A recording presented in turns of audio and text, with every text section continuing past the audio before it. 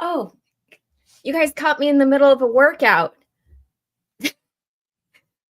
I'm pumping some iron tonight because tonight, guys, we have the best show for anybody who has been a fan for any length of time, Nebraska Cornhusker fan, especially the people who remember the golden era of us winning national championships, because what made us so great was our strength and training, strength and conditioning.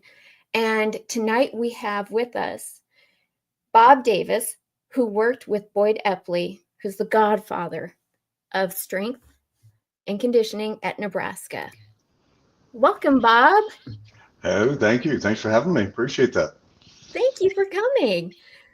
Okay, Bob, you were part of Nebraska Huskers strength and conditioning in the 80s. Correct. Yeah, the last half, 85 to 89, was there with Boyd Epley.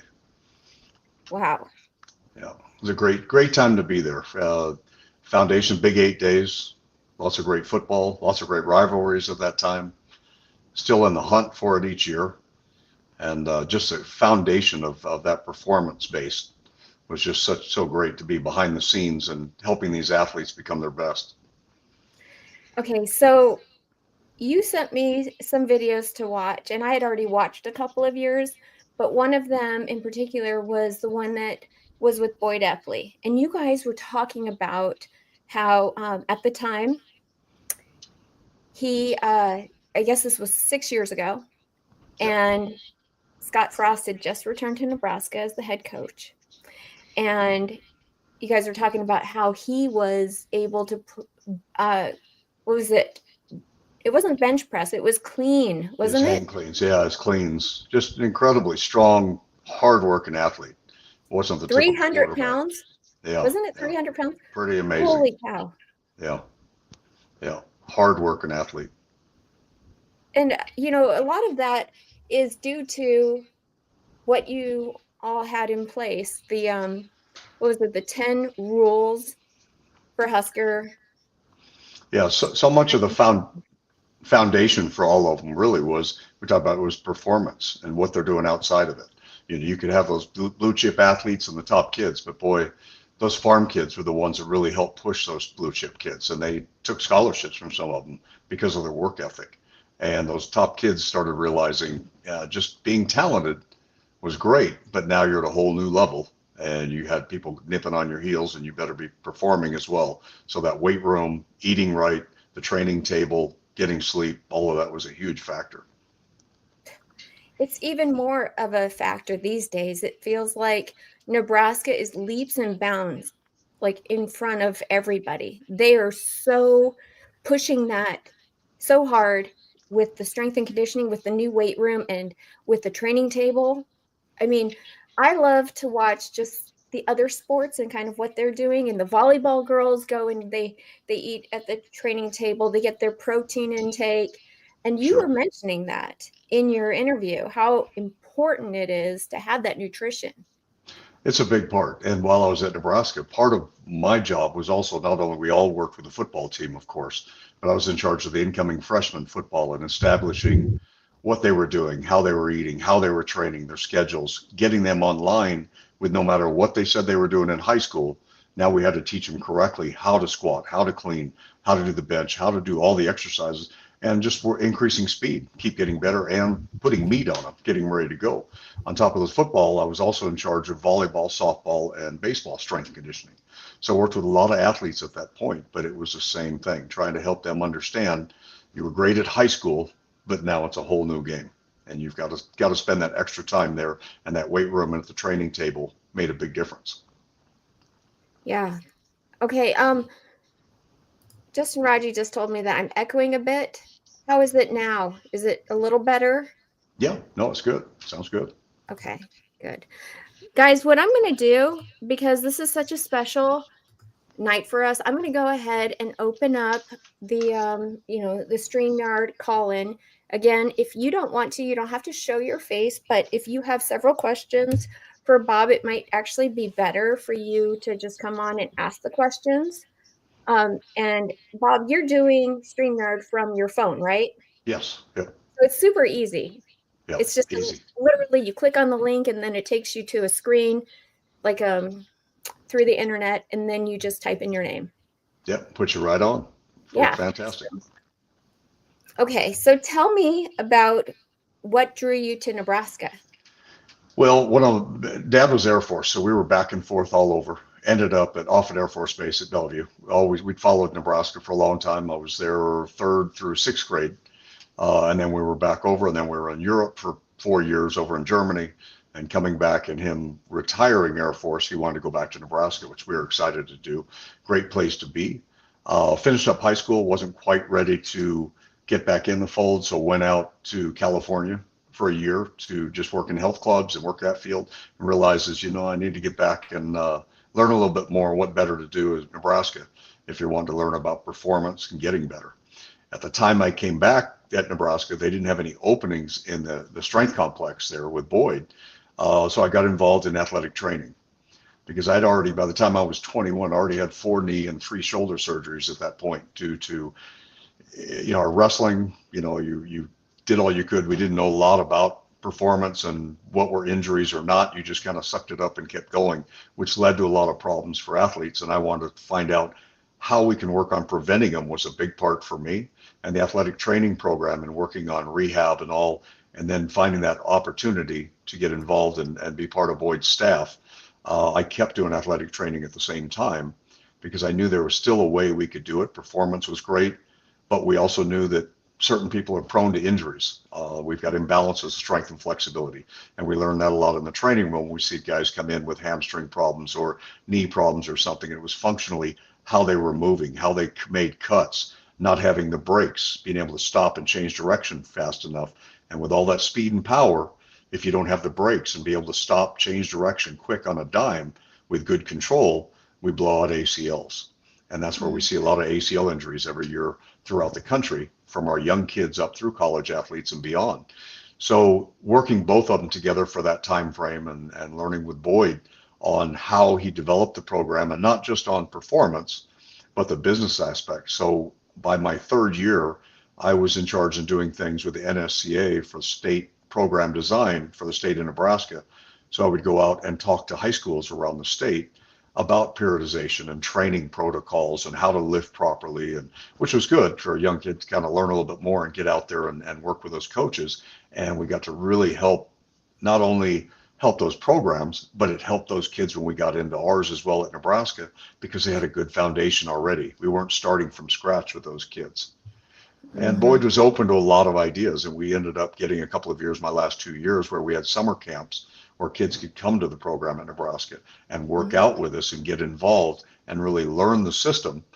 And they got really excited. Of course, not hard getting them excited about Nebraska, but how to do those things and getting in the weight room where these guys were doing incredible things was pretty inspiring to these kids, and really went a long way to help them out.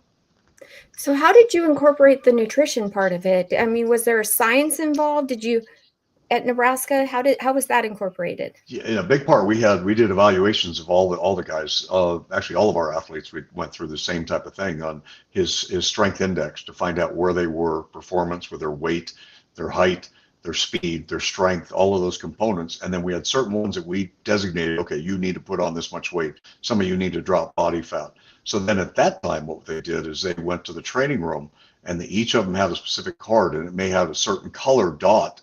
And that's what they could choose from with the food. So they went through there, and that's all they could choose. So those trying to really build got a wide variety of things they could do. The ones that needed to drop some body fat still had a lot of protein, but we had certain foods we had to try and eliminate or keep out of their diet as much as we could.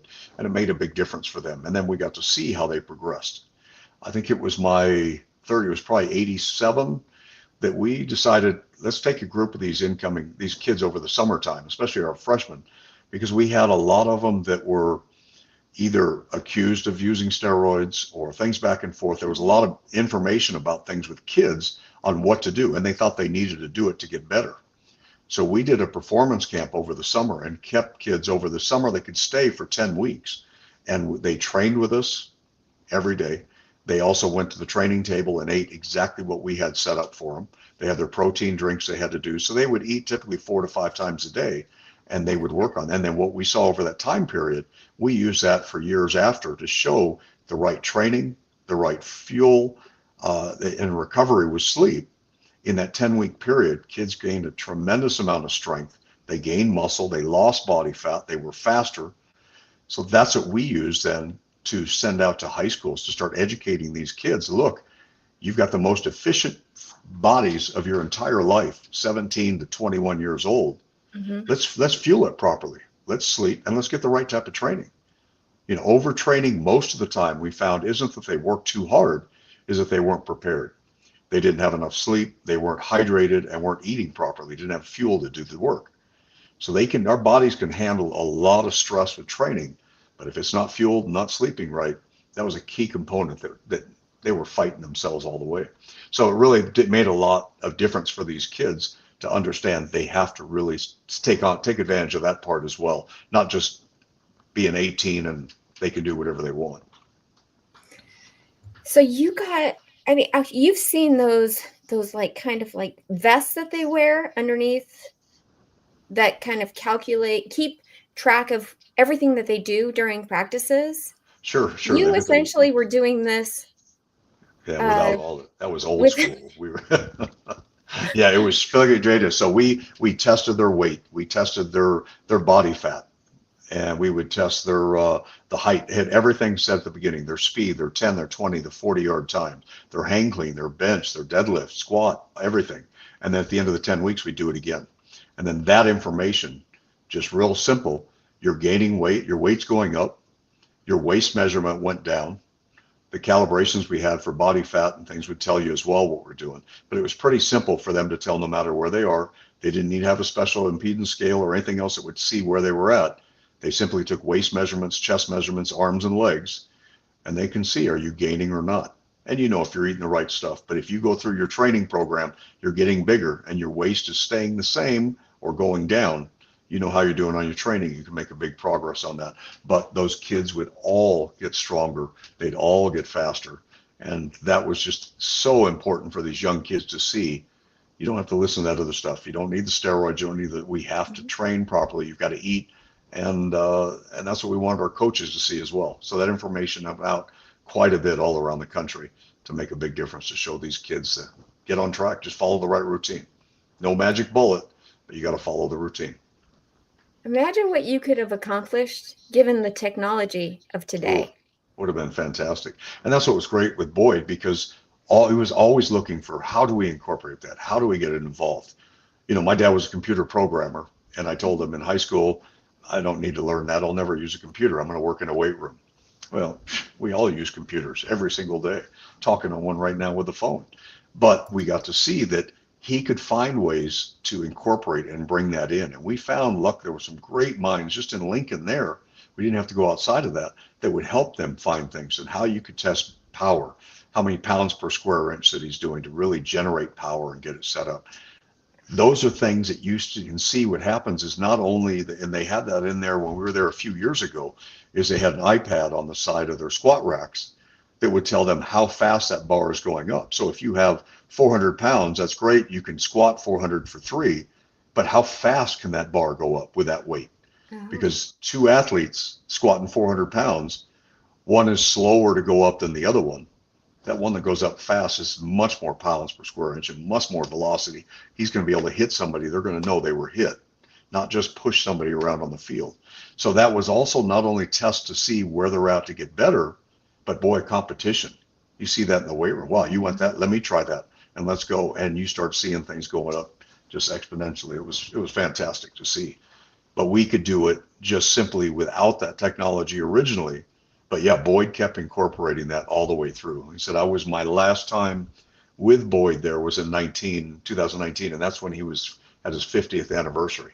Because he started there in '69, so it was pretty incredible, all those years and things happening. And that was the same year of my 30th anniversary when I left Nebraska and I started a program called Strength of America. That was 30 years for me of running that program with young athletes, and incorporating what I did at Nebraska, what I learned at the training room, working on evaluating, preventing injuries so we can cut down on the injuries that I had and help other kids, participate longer.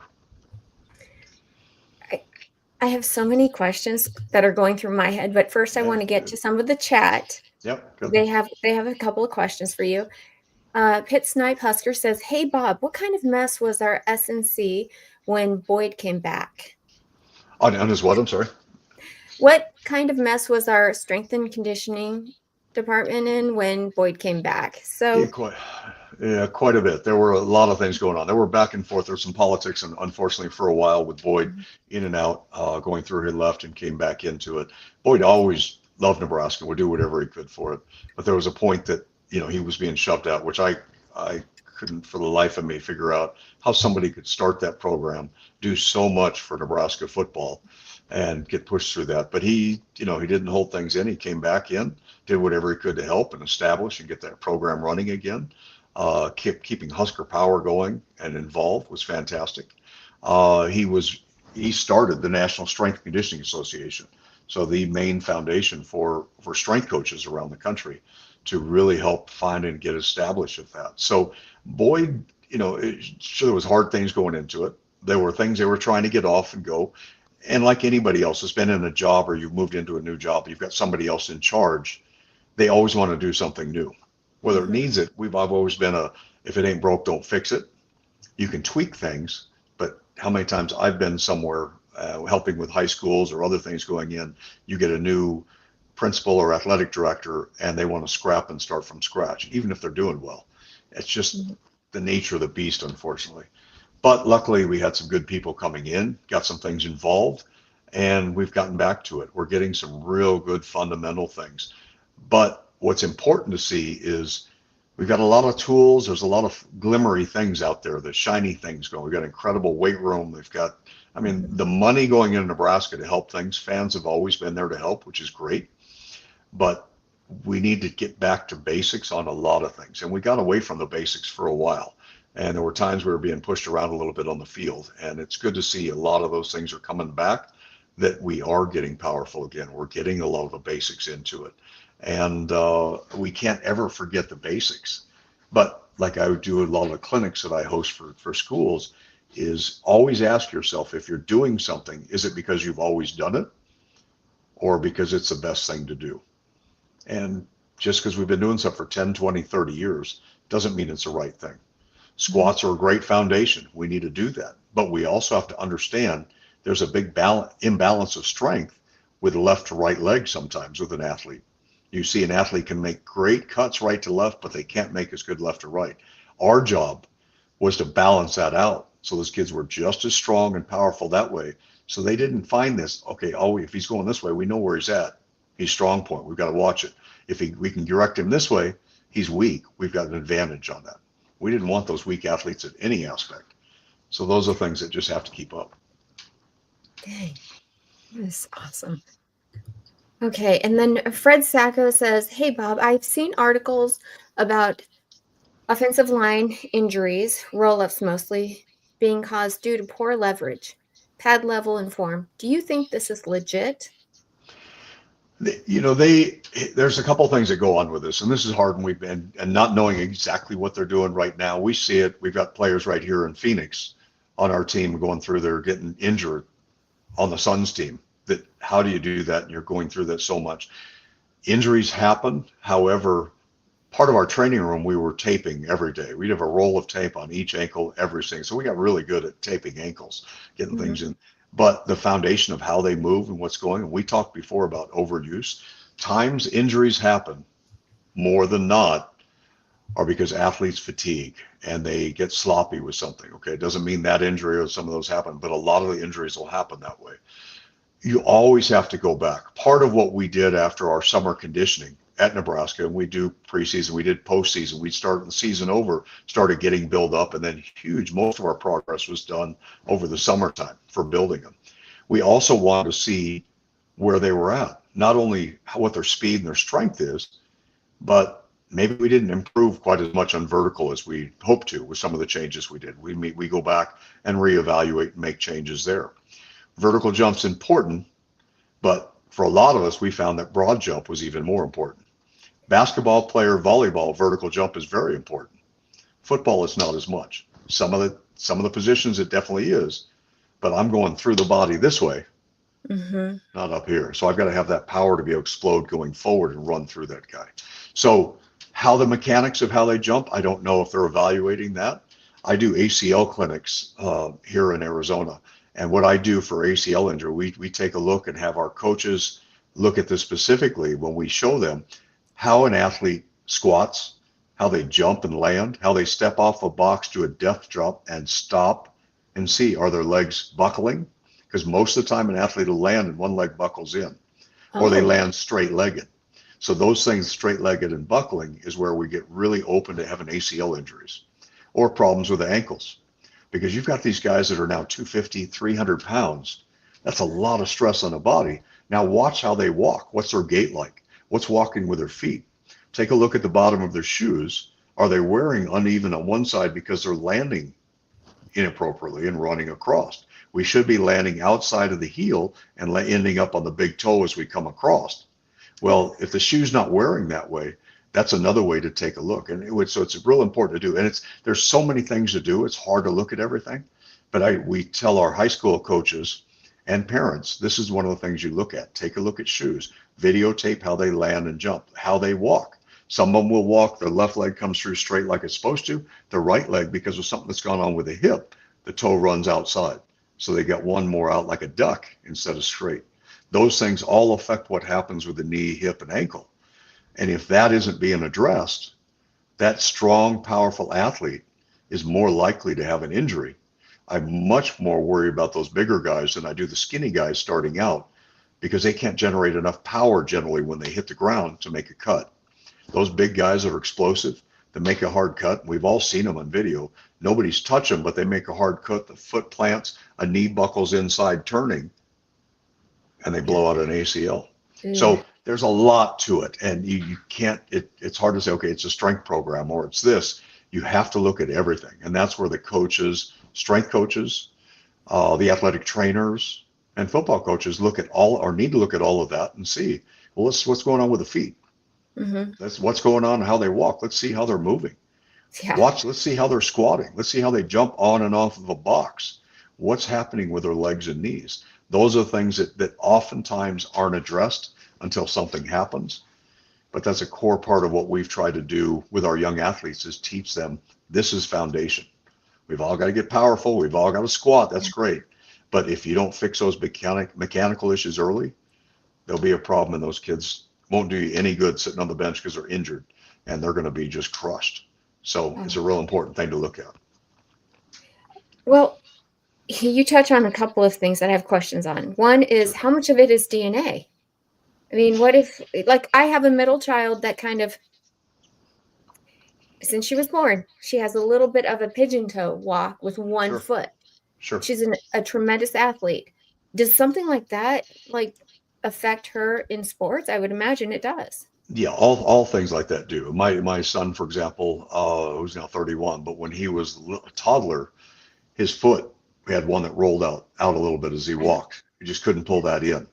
So what I ended up just using my training time, good old Nebraska showing me how to do that, taped his ankle, and for 6 weeks we pulled that in nice and straight, so that he started getting the mechanics of it, pulling. And then as he grew and kept going with that, we haven't had a problem with it. So it's important to look at things. You can't always do it. Sometimes they'll grow out of it. It's not a big deal, but it's always a good thing to consciously be aware of it. Some kids are flat-footed. Some of them have a tendency that their feet roll in. Mm-hmm. Well, if that foot rolls in, that knee is more likely to buckle inside and tear. So having an insert in a foot, because you could have one landing straight and the one's inside, that right knee that's rolling in is going to cause a problem. So you can get an insert, which will help level that out so that they can walk smoother, and you keep track of that. But that has to be part of the regular work they do. And then do some barefoot work also on how they do heel toe exercises, strengthening that as well, because that could be an ankle problem. I wish there was one easy thing for everybody to check, and I know they're really one about an injury. I wish you could just point to it and say, this is it. It's not that simple, but you have to take a look at all of those if you really want to make a difference and help them long-term and help those guys go on and on. We years ago, KJ, here at the Phoenix Suns, it seemed like every year he was having a hamstring problem. And it bugged me because there's got to be a reason an athlete at that level has that all the time that's being missed. Mhm. Sometimes it's scar tissue from an early injury that causes a problem, but that means they need to do extra work with massage and stretching and strengthening with different feet position too with a hamstring. We do stiff leg deadlifts leaning over to stretch. Well, also turn it with the heels out, changes that mechanics of it. Are their feet even as they do an exercise? Or is one toe out more than another because they're not paying attention to it? They're just grabbing the weight and do their exercises. Same with their squats. Check the mechanics. So what we did is we always taught our athletes, we did that at Nebraska while I was there, and I've done it since for all my kids here, is you can't be there to see every rep of every athlete. So we teach our athletes to become that coach. So their eyes are to watch, not just that they can get the weight up and down, but what's going on with the feet. As they squat down, if you can't see their knee because they're a big guy, but you can see that the outside of their foot come off the floor, that means that knee is buckling inside that you can't see from behind. So you tap their butt on that side, tell them knee out, and they start getting mechanics correct so we can start creating those balances of strength. So the more we had those, then we ended up with 60, 80 guys that were coaches instead of 4 of us out there that could see everything. We started fixing mechanical problems pretty quickly with that.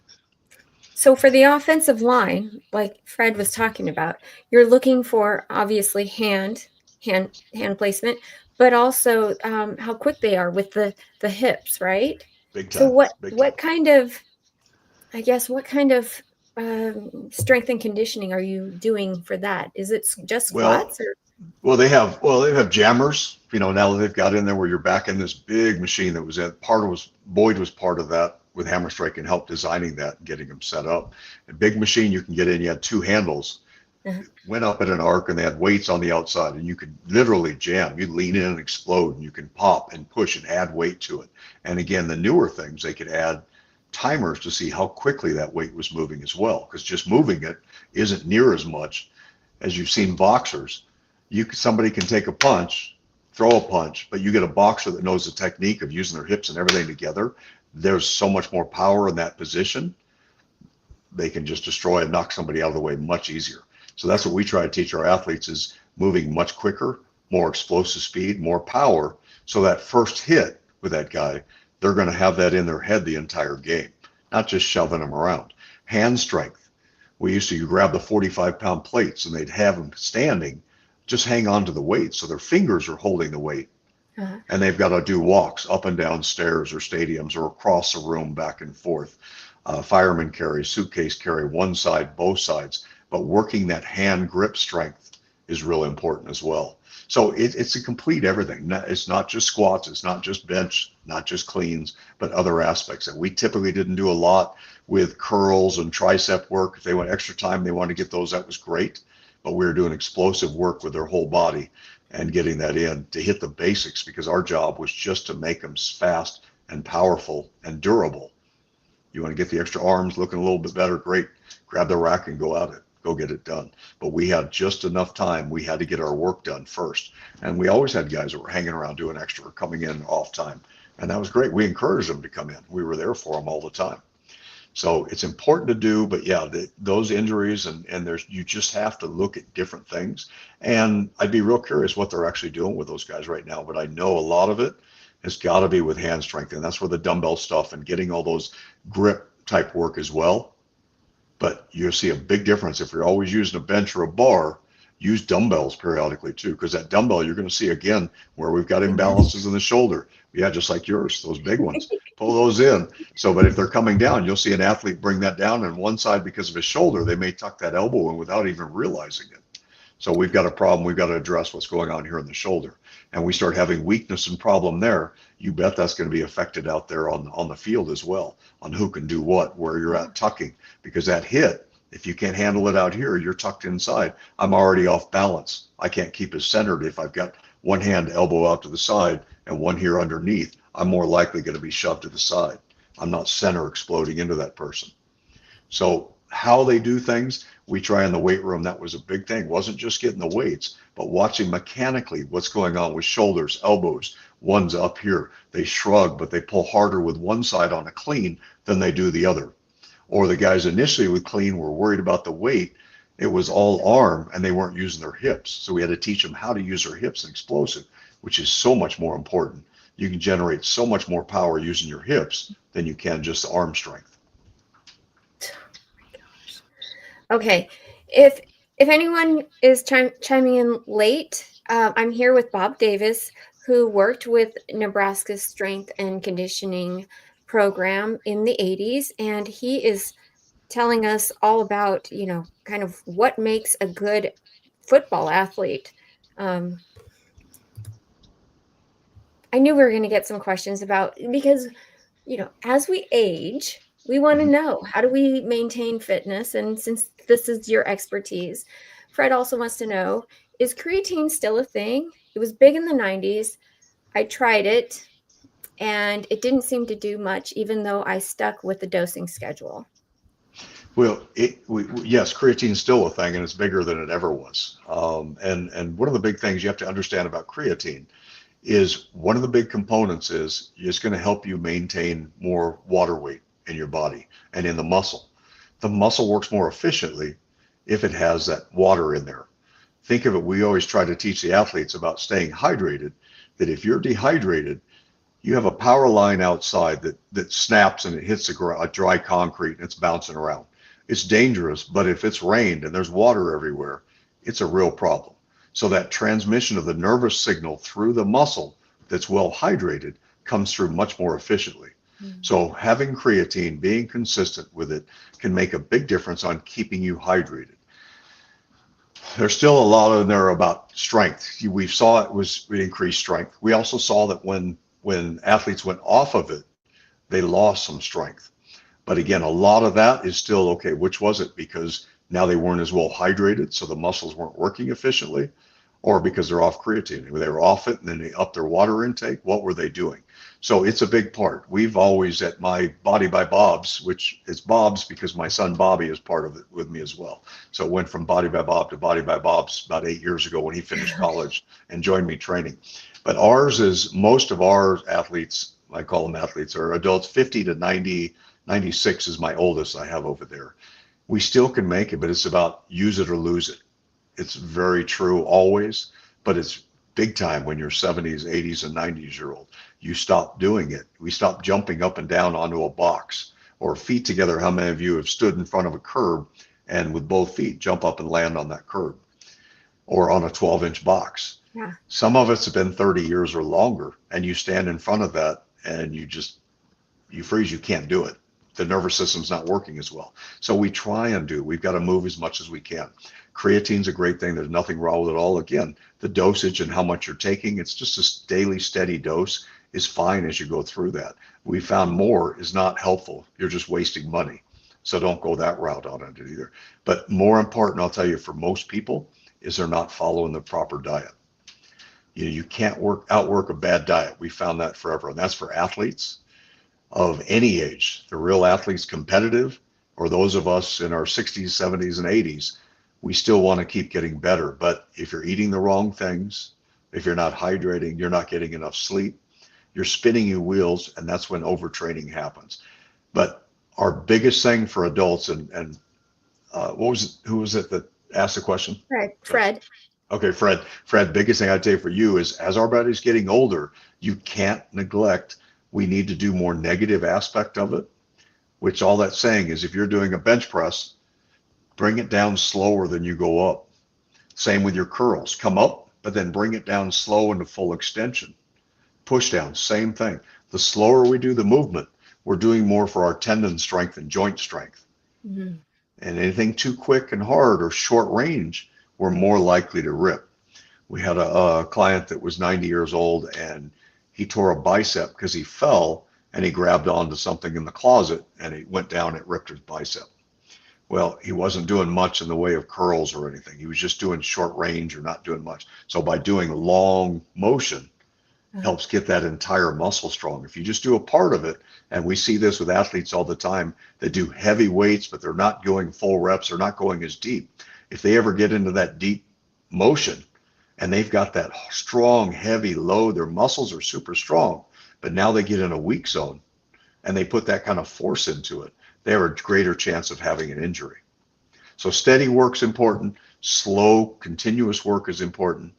And don't neglect the rotator cuff and those, because I see more people that call and come in with rotator cuff problems and knee problems just because they just beat them up through the years. So that steady work is really what my warm up is with my routine.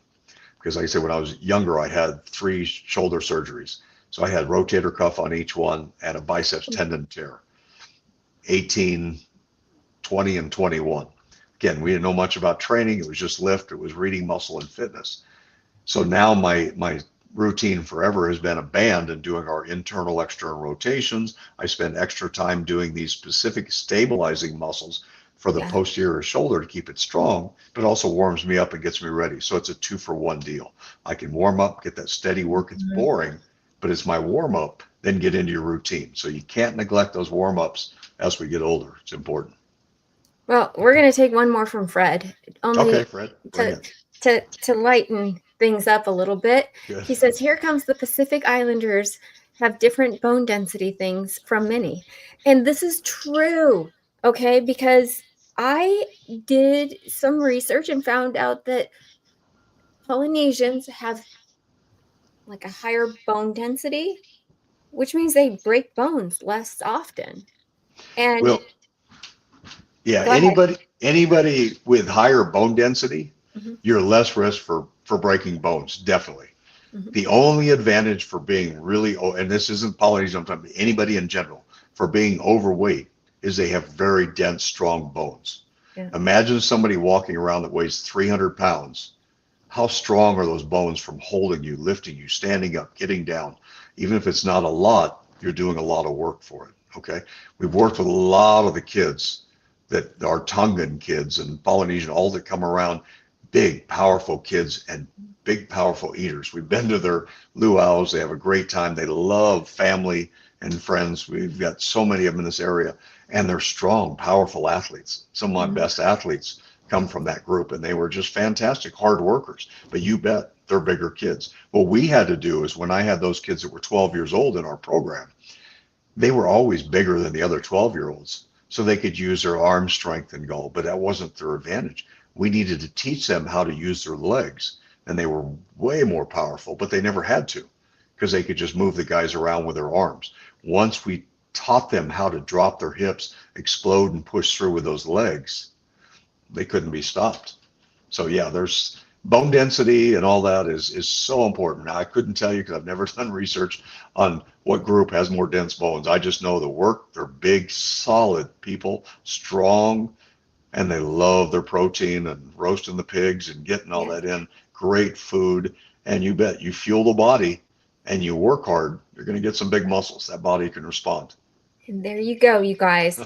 So take that. Ken E says, what's the biggest advancement in the last decade in strength and conditioning, or is there nothing basically new?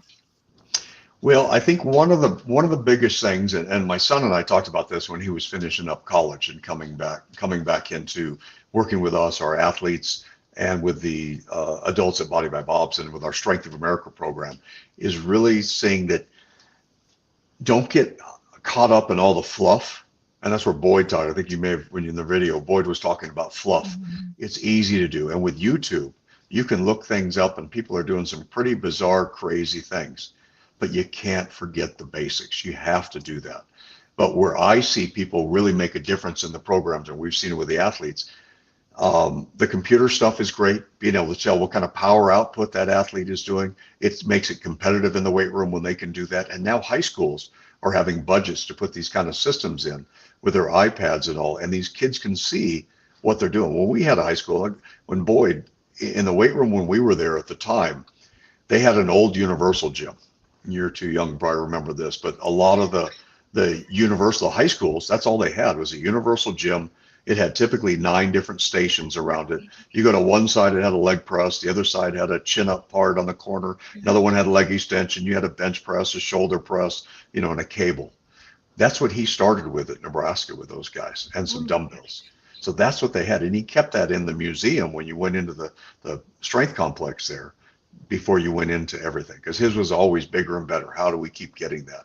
And like I said, Boyd was great at what he did for a strength coach and performance, but he was incredible as a fundraiser too. I mean, he could talk and get people in, and he would, that what he's done with that weight room in all the years, the progress, getting the Cook Pavilion, getting that put together so they had an indoor field house, because we were doing a lot of stuff outside back and forth, and now they connected it so you don't have to go outside even for a lot of that.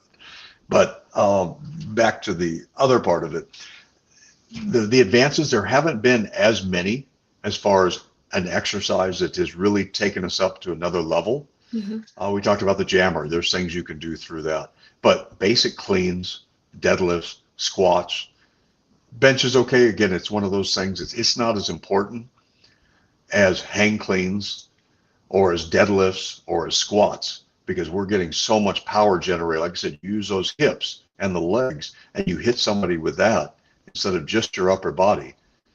As we had I think one of the clinics I was doing years ago, we had coach saying, well, you have to do bench. It's a must for them to do. I said, so tell me what, come on up here. And we stood face to face. I'm a little guy, I'm about 180. This was about a 220 pounder guy. So we're up there, and I said, okay, you've got one of your athletes, and he stands up and he blocks somebody this way, standing up. This is your bench press. So he's hitting somebody in that position. How long are you going to keep him on the field? Well, they can't do that. They're going to lean in. I said, well, the bench press doesn't do that. That's more like an incline press, wouldn't it be? So if I have a choice of either, I'm doing incline over bench press, because that's a position. You're leaning in to hit somebody. You don't want to stand up and hit somebody this way. You get knocked back on your backside. So we try and teach our coaches, okay, again, just because you've always done it, and the NFL Combine, they're still touching bench press all the time. That's what yes. But that's that what mechanical, it's not, what's it really doing for them? Yeah, it's stamina. Yeah, it's cool. Everybody wants to know what your bench press is. But I've got an athlete that can bench more on an incline press and that kind of power and that angle. And then you combine speed with that motion as well. Or a push press coming up, driving your legs and the whole body's working together is even better than an incline, because that weight's on the chest. You have a partial dip of the hips, exploding from the hips and legs as you explode upright. That's the kind of thing I want to do and hit somebody with. And I know we're not still here, but we have to tie in that whole body together. And bench press by itself doesn't tie any of the lower body together. So, this is so cool. This is exactly where I wanted to go with this. Yeah. Because I'm looking at the NFL Combine going, especially because there's, I have heard some experts say, okay, those tests don't actually measure anything on an offensive lineman. That test doesn't measure anything. So why are we still doing these types of tests? Always been done. I know. Yeah. And again, that goes back to the fundamental of why are you doing it? Because it's always been, or it really does something. If it's not doing something for your program, find something that would. And the kids want to do bench. That's great. If you have time when you're done with your workouts, that required workouts, great. Let them bench. They all want to know what they bench, and there's nothing wrong with that. But if they're taking time doing exercises that aren't going to give them the best output for their sport, why are we doing that? If it's taken away from things we really need to do. So that aspect, I think, is really, really important to take a look at. So there's a lot of bells and whistles. There's a lot of things you can do. Standing on BOSU balls, those half balls to work balance and all of that, that's great. But I would rather spend much more time, hit the basic fundamentals of the strength, and then we get our extra work working speed and agility training. So we're doing things like running hills, or we're pulling sleds, or we're pushing sleds, getting that whole body together. Or we would drop weights down on the floor, a 45-pound plate or better, hands on it, and they're running, pushing it along the floor. They're down low, their hips are low, they're going to get a hard drive, their legs are screaming. Power, it's speed. Slower they move, it's harder to move that weight. So it taught them to bring that foot forward, make contact with the ground, explode, and push them forward. Those are the things we need to get those athletes motivated going. And we always did them as races. Because again, it's much harder. You don't want to beat by this guy, so you push even harder. So anytime you can involve competition, do that. It's classic to help them get into that. We have to get back into that. Competitiveness is so important, but we still have to think about what are we trying to accomplish. Competing is great, but if we're doing it for increasing performance, let's get skills that actually help. The speed, agility. We always taught our kids the change of direction. we had a thing that we used in Strength of America. It was called Control the Melon, because I saw a lot of these kids that I teased them a lot because they were trying to get control of their head. It like grew faster than their body and they were trying to adapt. So if they leaned too far, it would throw them off balance. So we needed to control the melon. They understood they had to keep their body centered. So they drop their hips. They make contact with the ground with the legs bent, hips ready to fire. And as soon as they make contact, they learn to explode and push them in the new direction. So whether it's sprint to back pedal, we talk about brakes, making a hard cut, going to a side, tennis ball drills, we would react and they'd have to run and get to it. But learning how to control their head, learning how to control the balance, and doing exercises. You'll see kids that are very good at cutting one way, so they really excel in that. But they try and stay away from the other side. Those are exact drills that I want them to do because I don't want them to be dominant one side more than another. Right. So we'll spend that extra time with those kids, or we'll separate them and change them out, flip back and forth. So don't look so much for the key thing. The computer stuff's great. Anything you can do for competition, or like I said, see how fast a weight is moving, that's great. Very important to do. Put that in. It's fantastic. But teaching these kids the importance of eating, this was something on the topic, and we'll get part in. Whenever we do our summer conditioning, and we started doing a little bit at Nebraska, but their training table did a lot of that for them. They didn't have to calculate it. So we just needed them to know, okay, which meals, what kind of food they could get was great. As we've worked with high school and junior high athletes, we've taught them, we would typically tell them at the beginning of a summer conditioning, I'd send them out a fuel chart. So that fuel chart we'd send to these kids, and it would tell them before they got to the first day of camp, they had to write down 3 days of everything they ate and drank, and then research calories, protein, carbs, and fat, because we wanted to educate them on what it was to do. We would have kids, and I'd have parents that would, the first week of practice, or some of them think, well, we don't need to do that, or they eat great. Well, great, just humor me. Fill out the form.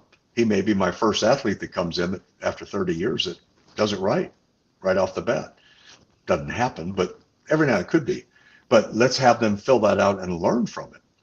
So they'd fill out that chart, and then we would then highlight. I'd go back through all the papers, and now computer would be a lot easier. But we'd circle that, how much protein they were getting in each of the meals, how many of the total calories they were getting, how often did they drink, and how much total hydration did they do. All of that was part of their training. And they would have to do that each week until they learned how to do it properly and started eating right. And we could tell if they were faking it, learning it, because they were lying down on the ground while the other ones couldn't do they couldn't do the work. Yeah. So I knew they weren't filling it. And that worked great for us, especially that first week, because I'd give reminders, emails. Okay, here's what you need to hydrate. Are you getting your meals in? Are you eating 5 times a day? Are you hydrating? You need to get this in. And they'd show up and we're ready to go. Parent, I'd have a few of them that couldn't make it, or on the side, or maybe threw up, or something was going on. The parent would say, well, you're working them too hard. They're overtraining. I say, well, I got 300 kids in camp and I had 3 of them that couldn't do it. Might not be the training. Let's take a look at what the fuel chart says. And we'd pull up the fuel chart and say, well, you know what? Look what he did. He had 2 meals yesterday and he had 50 grams of protein. That 180-pound athlete needs 180 grams of protein. I want them having 1 per. I want them having that fuel. They were great. They go in. Or you know what? Monday, they were terrible. Wednesday and Thursday, they were great. They didn't get in shape in 2 days. What happened is they were in a routine and they were eating right and hydrating because they were training. Weekends would come along. They'd stay up late, sleep in, get 2 meals a day. They were drinking pop at night, soda. They were eating junk food. And Monday they'd come in dehydrated and couldn't go. And they were dying on their first day. But again, just a few. They'd learn because we'd always talk about it. How many of you guys, how many meals do you get? And say it out loud. And they'd have to answer, 2 or 3 or whatever. And they'd all see it. And it wasn't shaming. It would, nowadays they'd probably be in trouble for shaming them, but they weren't. It was really strictly just acknowledging, letting them know. And I'll tell you what, those kids were on track right after that the rest of the summer. And the other ones saw it. I didn't want my kids throwing up. We saw gyms that would have a toilet in their gym and they'd have to sign it when the kids threw up because they thought that was a cool thing. Well, it means you weren't educating them properly. They shouldn't throw up. They should be hydrated, eating right, and resting, if they learn how to do that, they can handle everything you throw at them, and they'll keep getting better. So that was our job as a coach for Nebraska.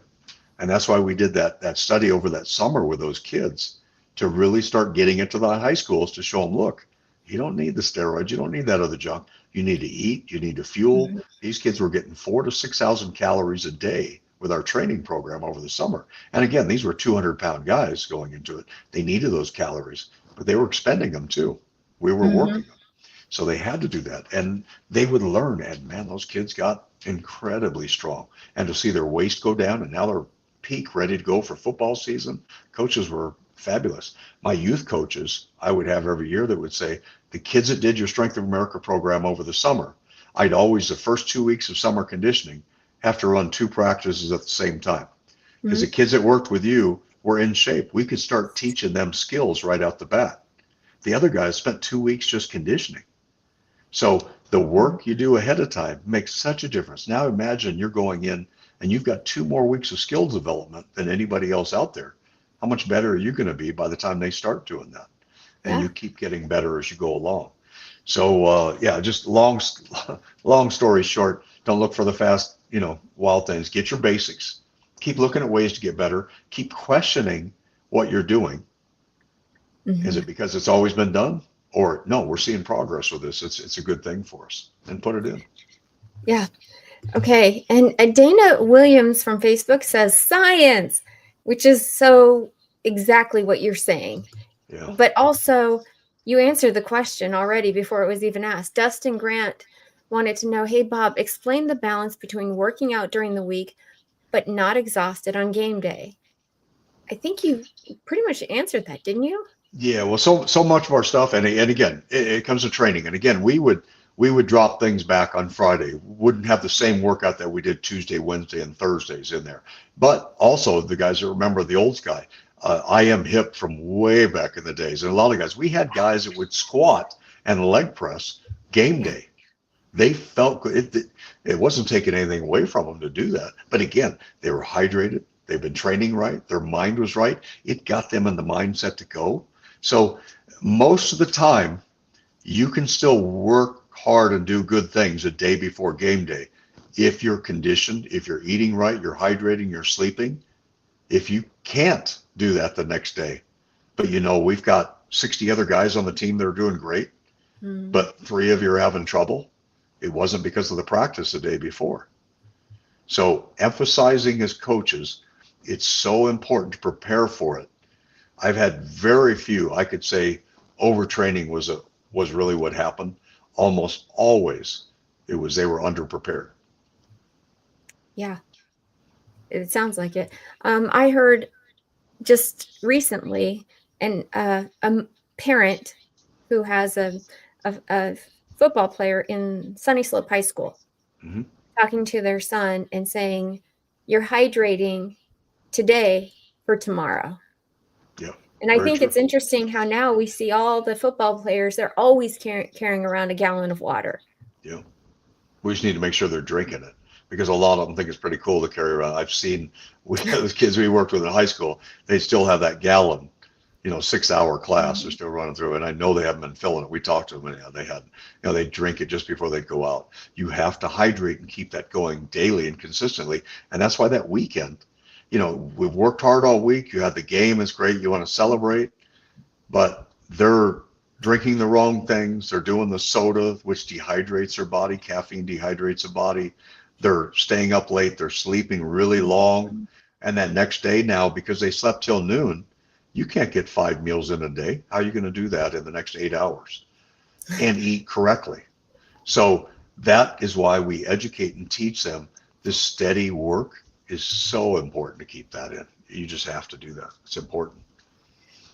Justin Raji wants to know, hey Bob, can you explain the difference the workouts between the off season and during the season are? Sure. And we kept a lot of the same basic lists we do year round. We didn't change those off season, in season, because if they were important to get us big and strong, they're just as important to do that during the season. And tell you the number of programs that I saw. One of the first years I started working with one of the high school teams here in Mesa, the basketball team. The coach wanted me to work with their guys off season, build their vertical jump. But then during the season, he just wanted a couple of days a week and kind of easy not to, wear them out to get them ready. I advised against it. We needed to pick things up as we went.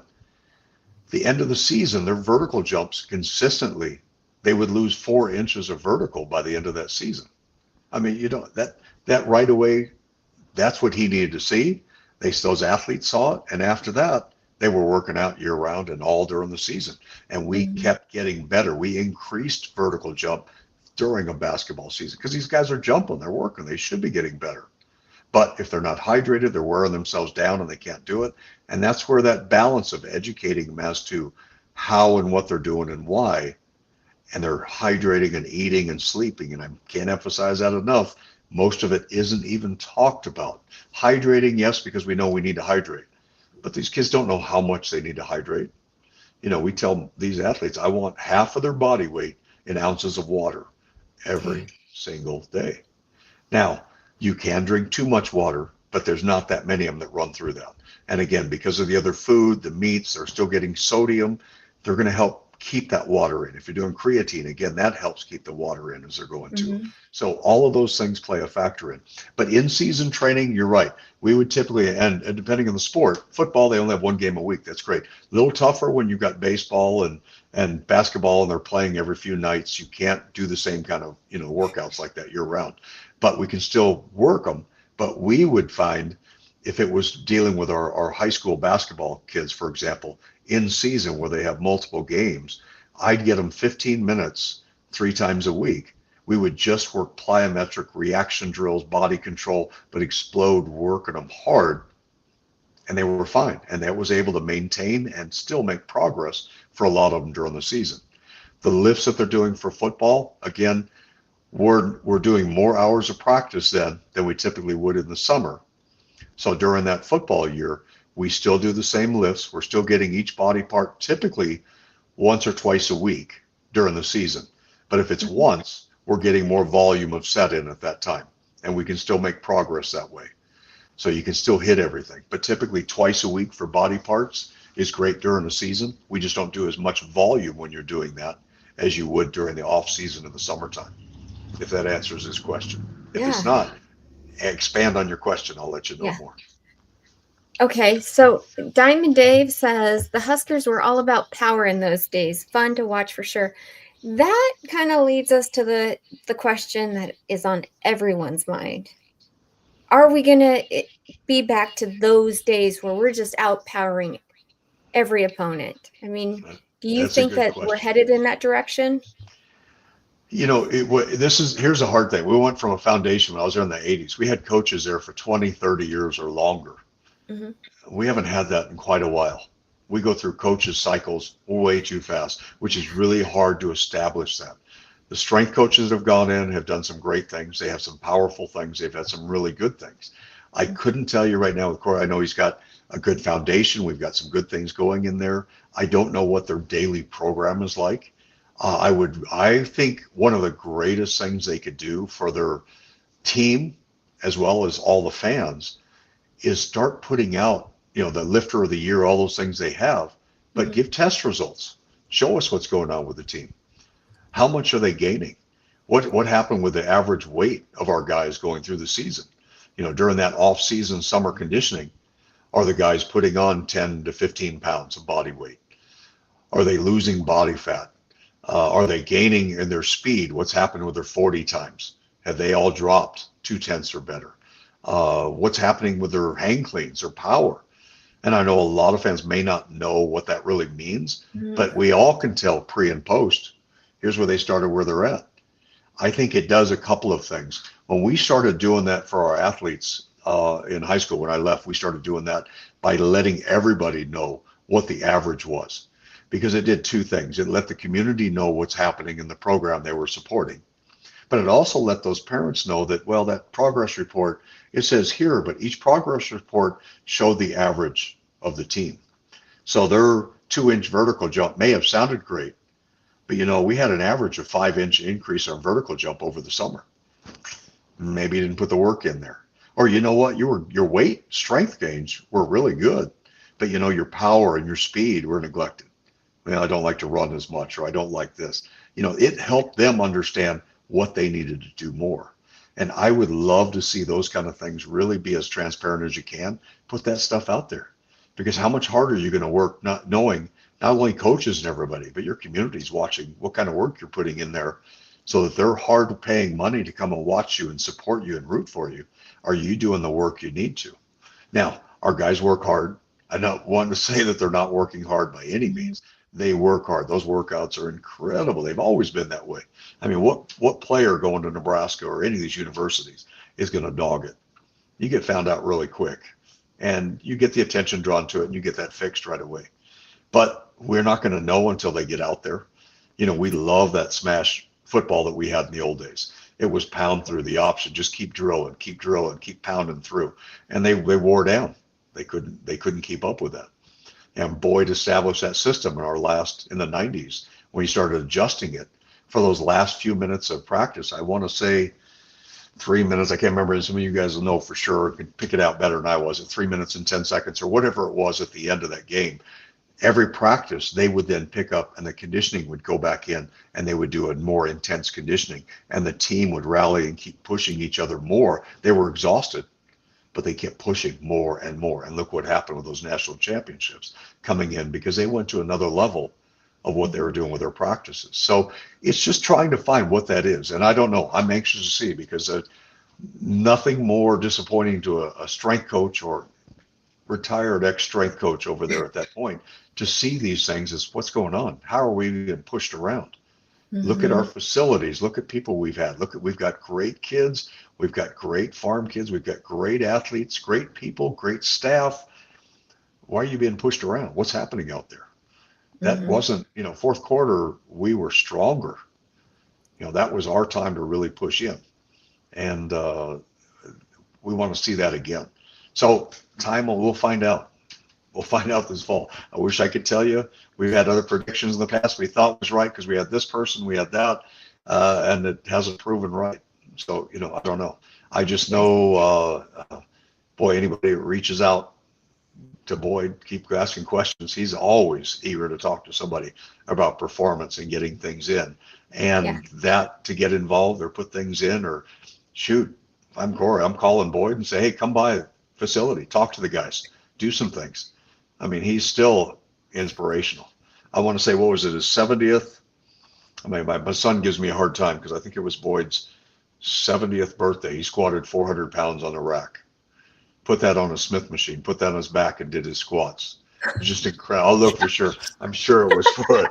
And I'll look and I'll find that video and I'll send it to you. But the guy is just, he doesn't know when to quit. He wants to keep pushing, keep getting better. And he expanded that to the athletes too. And they respected it. And they pushed back. And it's a no nonsense. And the athletes, they want to win. They all do. Yeah. They're there. They got a program. We got facilities. We got everything else. Now it's just that work. So I'm anxious to see. I hope it is too. I can't wait to go back and watch that. There's nothing worse than finishing that game. We were ahead, and what happened? We lost. That's a tough thing to swallow. It's tough for fans. But, you said something about maybe they should share these things with fans, and, to kind of help get us all motivated to get back behind them. We're motivated. It's just we're like, what should we believe? Because we've been fed so much over the years. Yeah. I think it's gotten to a point where it's so competitive that you really can't share very much information outside of the university. Yeah, and see, this stuff is really testing data. We're even talking about your workout programs. Because again, how you work, periodization, all that going through for most people is like, what the heck are you talking about? But we can all tell, well, they went in squatting 320, and they finished the season or finished the summer conditioning now squatting 405 or 460.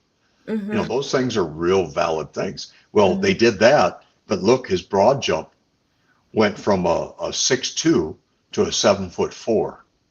Vertical jump went from 36 inches to 43 inches.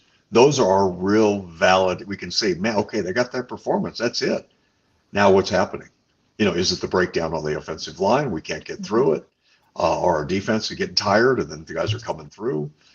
what's happening? And I don't know. And it doesn't mean, oh, old Bob said, oh, you need to share the data and all that.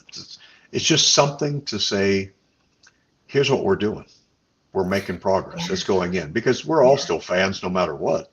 We've been through an awful lot of things and we still will be. We can be frustrated fans, but the more you keep them involved, the more you get in. And that's why I don't think they True. do it anymore. But years ago, that's why we started the program, to have young athletes come in and learn. We brought coaches in the summertime for summer conditioning, summer camps, a 5-day camp or something, to Yeah. learn fundamentals of what we do at Nebraska. Because the more we could get kids around and coaches around in our communities to lift that way and train that way and fuel that way, how much better is that product when they get to you at 18 years old and you're not starting over? Because then Right. we had kids all the time. Oh, what do you squat? Well, why don't you put 405 on it? I can do 405 for 5. I'm like, yeah, okay. I'll tell you what, let's start with 225 and see what you got. And then once we got into the depth they needed to be and where their foot placement was, they had a hard time with that. So they were Hmm. doing partial squats, or they were leaning too much back, or they were doing. So the fundamentals, if we can teach our young athletes and our coaches the fundamentals, here's how to do it. This is the way to get in.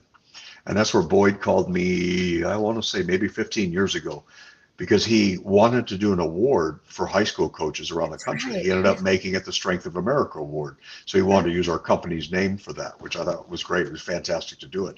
And it was an award he gave out to high school coaches, specifically following programs to establish and expect more from their schools and community.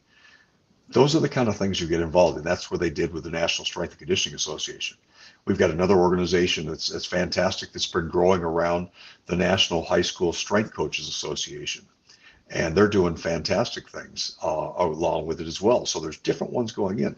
Actually, my son was strength coach of the year for the state of Arizona for that organization 2 years ago, which he rubs in my face every now and then that he's strength coach of the year. That I didn't get it, but that's okay.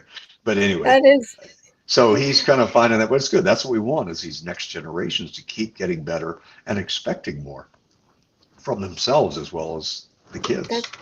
that's exactly what I was thinking when you were talking about how much better, educating the younger kids, getting them to understand why they need to do certain things Hmm. gives them an advantage by the time they actually reach college. Oh, And definitely. hopefully by then we'll be seeing less injuries if we're And that's addressing it at this young age.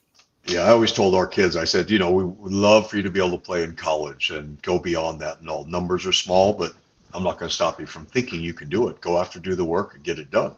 My main thing is I want you safe here, but I also want you, when you hit 50 years old, to be able to get out of bed and say, man, my knees feel pretty good. Thanks, Bob. Because the foundation of how we move and Mhm. go, because you talk to a lot of these guys that finish college and professional ball and you watch them walk around at 50 and 60 years old, it's painful. It's Yeah. painful to watch me. My son and daughter will both tell you that. My wife, big, watching me. I'm much younger getting out of the shower after a hot shower than I am first thing in the morning hitting the floor because of ankles and knees and trauma that they've had because we didn't understand the foundation of the brakes and jumping and landing and what you need to do, mechanics of how you land, how you hit. So those things are so important. We can teach these kids. Mhm. We want them safer, feeling better longer, and they can encourage and keep others doing the same thing.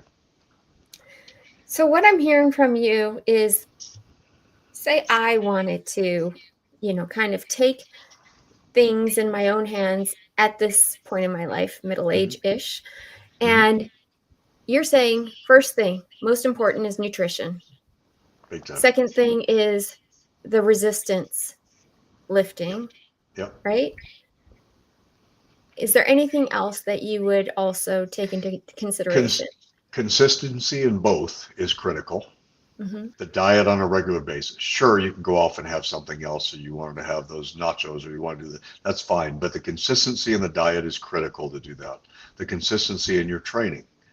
So for me, the only way I could fit in with my schedule, because I start training at 5:30 in the morning with clients and go till 3:30 every day. It's just all day. I'll work through that. The end of the day, the last thing I want to do is to work out. but you had to get stuff in. So now what I have to do is I'm there at 4:30 in the morning at the gym so I can get my workout in, get set up and have things. So you've got to find a way you can be consistent in your routine in order for you to get better. That's a must. You have to keep the consistency. The other part you have to do is we've got to think about mobility and flexibility because we don't bend as well as we used to, or shifting, or because of scar tissue or past injuries, the hips aren't as mobile, or the knees. We can get better. I have clients in their 70s and 80s that get better with their hamstring flexibility. They get better with their spinal rotation and flexibility. But you have to put it into practice. Posture, how you do those techniques are important. So we teach them how they turn. So if they do rotational work for flexibility, you keep thinking chest up as you rotate so our spine isn't compressed as you turn. Posture from using the phone and computer and things, ton of stress on the neck and upper back. So we think hook in the sternum, elevate the chest. Now the load is placed evenly on my spine. So now I can do the work I need to. It's much less stress on the neck. We get sitting back in a sofa that's soft and we hunch over, and then you get up and you wonder why your hips and your back are hurting. So throw extra pillows behind you. So posture throughout the day and all, but if you're training, it has to be consistent. Find the workouts you like to do. Strength training is essential. Pilates is great, yoga is great, swimming is great, all those are fine, but we need weight-bearing things to handle the stress of our bodies and to help us handle the stress of aging. So weight training is important. It doesn't have to be crazy intense things. For most people, you get my workouts for most of my clients are 30 minutes. It's we get in, we do the work, we keep their heart rate up, we get everything working at the same time. We're going to get much more work on that. Cardiovascular all at the same time. They don't have to do extra unless they're trying to burn more calories and they want to get some stuff in. That's great. But for overall, hit it intense and go 20 to 30 minutes each day, make a big difference on what's happening with your routine and your body and making improvements. And hydrate. Big time. Big time. And that's where a lot in Arizona here, especially, but it's getting hot. Been 100 degrees the last 2 days over the weekend. And we know it's going to be, we're lucky this week. It sounds like we got 80s, but soon it's over. But we have to hydrate no matter where you are. We have problems with people in the wintertime because it's not as hot. So they tend to not hydrate as much because they're not thirsty. When it's 100 degrees, it's easier to grab something and drink because you're thirsty. But when it's cool out, we don't do that as much. So we have to hydrate because, again, it keeps our muscles working better, the nervous transmission to make that muscle work, less cramping. If we can stay consistent with that, it makes a big difference for us. Yeah.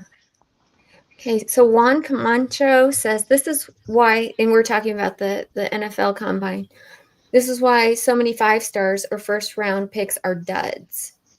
These are the high measurable guys, not always the true football ballers. No. Interesting. Very true. And that's where the homework and all they do outside of that. They can test well, they can bring a great physical specimen, but we've had guys that don't do as well in that and are incredible in the NFL. So, look at why and what you're doing is so important. But yeah, I can tell you those high school guys, getting them started early on finding the fundamentals they really need to work on. Where are their weak spots? And most of us don't want to work on our weak points. We want to work on our strengths. We still need to keep getting better because our strength isn't good enough for college football and Nebraska football for most. That's why we have to keep getting there. But if we don't pay attention to our weak areas, then we're going to have some injuries and problems, and then it doesn't matter what happened. You're just a strong, big guy on the sidelines because he blew out his ACL because he didn't pay attention to fundamentals of how he's squatting, how he's jumping and landing and making cuts. Dang it. I wish there was just some way to take care of these joints, just some magical wand or pill or shot that you could give athletes because joints are killer. Yeah, consistency is the thing that really makes a difference. And there's no way, I do clinics on ACL injury prevention. And no, you can't prevent every knee injury or anything like that. But I can tell you most of the injuries, there's typically over the last 15 years, we've seen about 250,000 ACL injuries every year. And these are our young guys, our adults, high school, college players. They're exploding. We're seeing stronger, more powerful athletes than we ever were before. But if you don't have the fundamentals on jumping, landing, making cuts, You've got a powerful athlete with poor mechanics, much easier to blow out something than it is a skinnier athlete that's just running and moving in and out. They can make the same cut, the same angle, and have no problems at all. But Mm-hmm. that's where we got to make that fundamental has to be important. But most of and a lot of injuries are from non-contact. So it Mm-hmm. wasn't, we think it's from somebody hitting us from the I leg, in know. the back of the leg or on the side. Those happen. We can't do much of anything about that. But most are from jumping and landing. I mean, how many volleyball and basketball players have we seen jumping and landing? They landed maybe on somebody's foot or just landed straight-legged and the knee buckled and went forward or went to the inside and it blew out. Those things, a lot of them happen just simply because their mechanics are wrong. They don't have the strength and mobility to handle it. They can't do that. So that's why it's so important, since most of the injuries are from non-contact, we have to figure out how to train these kids 10 years old all the way up, and even as adults, how you jump and land, how you move, how you go side to side. And no, my 70 and 80-year-olds aren't jumping left, right-legged back and forth, but we're stepping into lunges forward, stepping sideways, stepping Mm-hmm. back. And I want different angles so they get used to that and feeling where the center of their body is, so they don't do it incorrectly and buckle or have those Mm-hmm. problems going on with a curb. You step off a curb or something happens. Yeah. So real important to keep that up as well.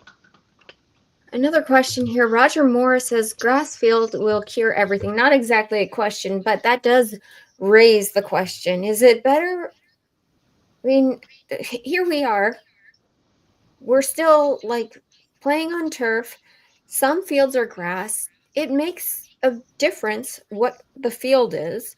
I mean, how do you compensate for that as an It, athlete? that's where the mechanics are happening so much. The grass, we don't see as many because when they go in for that hard cut, if it gives Mhm. way, their body just goes down. Okay. Mhm. And yes, that is better. Now for speed, and we all want a faster game, more powerful game, the turf has been fantastic because you plant into that ground with a powerful force and then hit somebody, they're going to move. Oh, So we love the turf and it's been great. It is not because we have turf. Okay. It goes back to the same fundamentals. What are they doing? What's their mobility like in their ankles and knees? How are they jumping and landing? Because those of you listening and watching, if you happen to be around kids, say 8 years old through high school, just a simple test. I'll see if I can send one over to you. But um, on, let's see, my Instagram, I just put one on Strength of America the other day. Two simple tests. It's a snap down test. So if they have them stand in front of you, arms up in the air, and they throw their arms hard down and they land in a squat. Look and see, does a knee buckle inside? Are they leaning way over? What's happening with that? The next ugh. one, have them do the same thing when they hit the bottom, jump as high as they can, and then land in a squat. You're watching only their knees, so when they go down, does a knee buckle when they go down? Or are they fine there, but they get ready to jump up and then a knee buckles to push off? And then when they land, or they land in straight leg or buckled.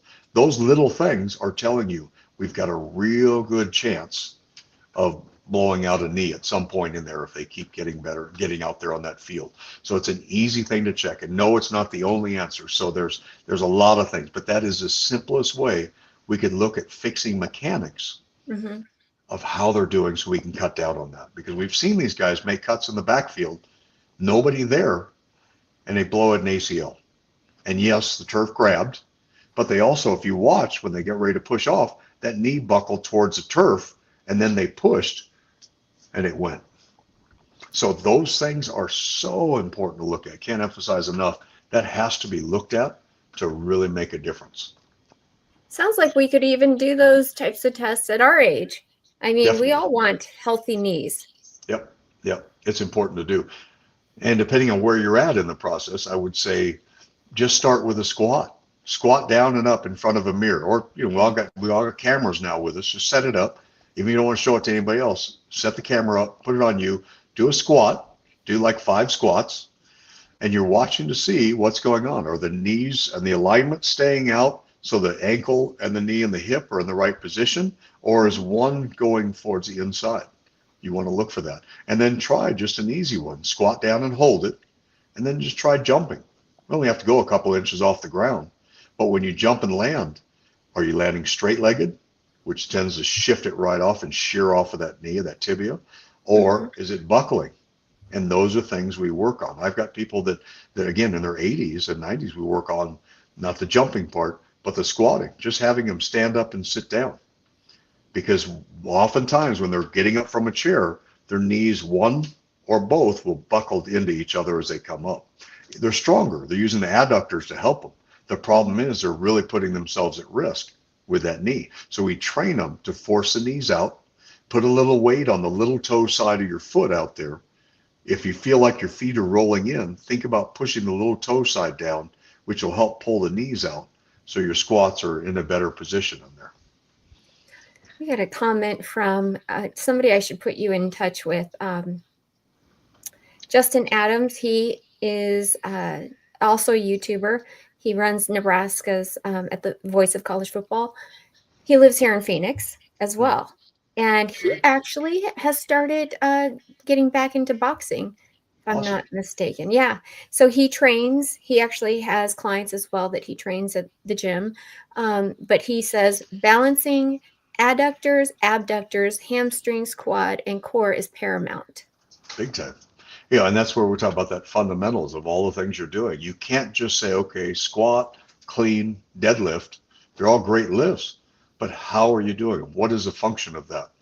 Are they outside on the heels? Are they squatting and always heels elevated, which emphasizes the quads more? Mm-hmm. Are they leaning hips back more, which emphasizes the glutes more? Are they doing lunges? That's why doing single leg activity, whether they're bounding or jumping or anything that they're doing, single leg hops, or even just on a step up. If you have a 12-inch box in front of you, or 6 or 18, 1 foot on top of that, trying to push hard to come up in the air and land, or just stepping up and down. And if you hold on to something, your left foot's on, say your left foot's on a handle, left hand is on a handle, your left foot's on the 12-inch box, your right hand's holding a 20-pound weight, just do 10 to 15 step ups, switch legs and see if you've got one side stronger than the other leg. Yeah. Most of us do.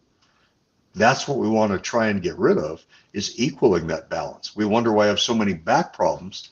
You're trying to, think of the pelvis as a steering wheel. So now just if you looked at the right side alone, you've got the quads, the hamstrings, the glutes, the abdomen, the low back, all coming in to connect to make it rotate. If one side is stronger than another, it can cause that pelvis to roll forward or back. Now, if the left side has got an imbalance to the right, not only is it going forward, but then it's tilted. So now you start opening up hip problems and back problems. So it's a hard thing to do. I mean, when I went, part of my job also at Nebraska was working in some of the local high schools with my athletic training hours, getting in and taping and doing things. Mm-hmm. The job of a high school coach at that time, you had no budget, you had no help.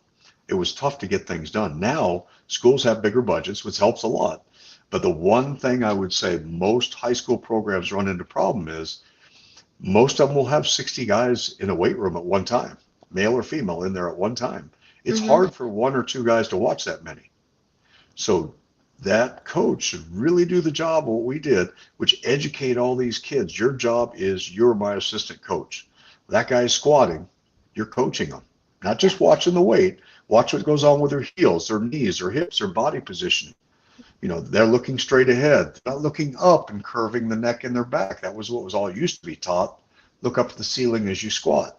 We're getting a big curve in the neck. That bar's in the wrong spot. You look straight ahead, just above your head is a great spot to look at. So find some things to do, but you coach it up. You're going to help the athlete, and that athlete coaching them, they're learning stuff and they're going to do it right. And everybody's going to be safer. They're going to be stronger. Your performance is going up. And now that coach that only had 1 or 2 of you in there now has all the other eyes. We also got really involved with local community colleges in their exercise physiology departments to look for interns. So we had people in the field, or thought they were interested in the field, come and do volunteer hours with. They'd learn to build up the resume, and they'd learn what we were doing. And then after 30 days or 60, we put them on a paid thing if they were doing well and really paying attention to what they were doing, wanted to get better. But that's a resource, again, that high schools can use, colleges Mhm. can use. Anybody can do that because they need to build an internship. They've got to build a resume, get those things set up. But too many Yeah, kids I went to school with finished school, had no practical experience, and couldn't get a job because just a degree wasn't enough. You needed to know right. something. You gotta, Now, yeah. and mine, Nebraska helped a lot with things, but I wanted to come out and start a program for kids that would work on finding about imbalances, create those balances of strength, teach them how to eat, to be better athletes, but also to be healthier. Because I knew the joints that I have. I think one of the tests we were doing at that time in college, we were checking our knees and hips. We were trying to check Mhm. for arthritis. Well, at that time, at 21 years old, I had 50-year-old hips and knees. So Dang. I don't even want to check now that I'm 60 what they really are, but we just don't want to know. But the damage we're doing to these young athletes by not conditioning properly and helping them is critical. And the surgeries and all those things, yeah, we can fix some stuff. And you bet we in the old days, ACL injury, you were done. Now the next year they're playing. Yeah. It's incredible what they're doing. But side note, this is kind of interesting. We got time. We had kids in our program. We hadn't seen him quite a while. I was in college. It'd been probably 6 years since I've worked with him. His mom was a physical therapist, and she said my son's had two ACL injuries. Oh. What's going on? We can't figure it out. Mhm. I said, well, we'll have him come in. I went by the therapy, just did the basic test, have him squat. He squatted down, a little bit of buckle, but I didn't say anything yet. I just said, watch his knees. Okay, now jump. And as soon as he jumped, his knee went in when he created force, and when he landed, it buckled again. Oh, I said, is that the one he's had the ACL problems with? It was, both times. But yeah. nobody had seen that and addressed it. And we started working on the fundamentals, getting that back in, and he took care of that problem after that. He's going to have knee pain for, it's going to be part of it because arthritis sets in when you start having these surgeries and going pretty quick. But the mechanics of it are so, so important. And that has to be put in not just for testing, but anytime we did a four corner drill, any jumping, sprint, back pedal, we were always watching for that. And our kids waiting in line to go through that drill, that was their job to call out if a knee buckles or something going. Because man, those kids were learning Mhm. rapidly to watch what's going on with mechanics. So we started fixing problems like that much quicker. I So bet. That it is makes a difference. awesome. Makes a That is difference. such, yeah, such a good program.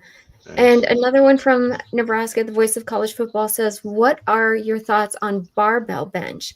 It's part of gym culture, but can lead to bad form, shoulder pain, etc. Whereas with dumbbells, it's working stabilizer and honestly gives better engagement. I think you mentioned that earlier. Yeah, the mechanics, but again, bench kind of gets a bad rap for giving shoulder problems, but most of the time, again, for the shoulder problems, is we have an imbalance of strength. I mean, how Mhm. many of these kids, you look at these guys that are big and strong, have the caveman look? The shoulders are rolled forward. Their Mhm. pecs are so strong from all the work they've done compared to what they've done in Tight. the posterior Yeah. chains. The upper back is weak. So it can't pull this in. So they're pulled in because they bench all the time. Well, we start leading into bicep tendon problems. We start leading into shoulder problems. We've got so many things that happen so that I'm getting hand gesture. I'm using it, I guess. No, you're they, fine. no, so they have the mechanics, they've got to start paying attention to what's going on there.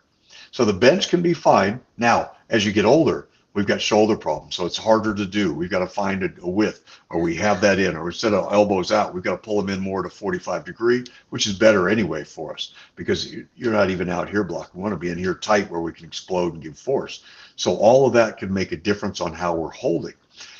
But again, there's not one way to fix it. It's not just bench. It's not just dumbbell because how much stronger can we get with the bench compared to just the dumbbell? How much weight can we hold? We've got that 300-pound or 350-pound, 400-pound bench. Are we going to have 200-pound dumbbells that we're handling on each side? Now, some of these guys can, but the risk, you move out just a little bit with fatigue, and we can just destroy that shoulder with that 200-pound dumbbell coming. So yes, his point is great. You bet. And we do that. And that's why I do like the idea of dumbbell work in there. I love the idea of incline because, again, look at the angle you're wanting these guys to hit somebody with. It's not completely vertical up. You've got a lean coming into that. again, dumbbells into that position, the jammer going out into it, using a landmine where that big bar goes into a spot. So you take that long bar and it plants either into a corner of a gym or in a holder, and you can do motions from that as well, exploding down, rotational. Get the rotational work that we need as well, that often you don't get out of just flat basic lifts. Rotation is key to what goes on. They talked about earlier on adductors and the abductors and the quads and the hamstrings and the glutes, all that tying in strength, left to right, just front and back, all of that has to be in. That's why you do have to do more than just the basic lifts. But to me, so much of that comes from our actual speed, agility, actual field work, stadium work, bounding work, box work. All of those things do so much more to stabilize, especially if you don't let them focus on just their strong side. Make them work left and right. Make them equal out. If you see a weak side, I'd always have my athletes do a set on the weak side, do the strong side, and an extra one on the weak side until we started to see a balance. So it does take some time, and that's why it's so important to train your athletes to be your other eyes, to watch for these things to happen, because you're going to fix the mechanical problems on your team so much faster.